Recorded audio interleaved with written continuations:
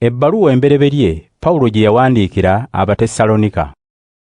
Abasessaloniika embereberye Essuula 1. Nze Pawulo ne Silvaano ne Timoteewo tuwandiikira ab'ekibiina ky'abakkiriza Kristo abali mu Tessaloniika, aba Katonda Kitaffe ne Mukama Yesu Kristo. Katonda abakwatirwa ekisa mmwe era abawa emirembe. Bulijjo twebaza Katonda ku lwammwe mwenna, era tetwosa kubasabira eri Katonda.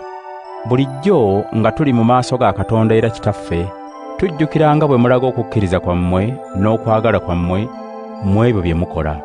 Era tujjukira nga bwe mulaga essuubi lyammwe mu Mukama waffe Yesu Kristo.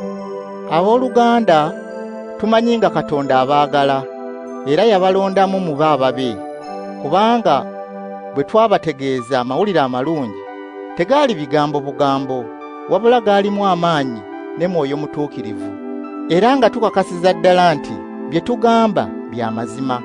Mumanyi bulungi nga bwe twayisanga nga tuli mu mmwe. Ekyo kyali bwe kityo lwa kwagala kugasa mmwe. Nammwe mwagobereranga empisa zaffe n'eza Mukama waffe, kubanga newankubadde mwabonaabona olw'ekigambo kya Katonda, naye mwakkiriza n'essanyu eriva mu mwoyo mutuukirivu. Bwe mutyo ne muba ekyokulabirako eri abakkiriza bonna ab'omu Makedoniya n'ab'omu Akaya. Kubanga mwabunye ekigambo kya Katonda, si mu Akaya mwokka, naye wonna wonna baamanya bwe mukkiriza Katonda.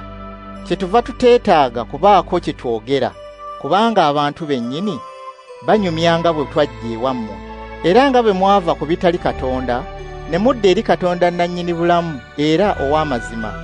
Mumuweereze era mulindirire omwana we okujja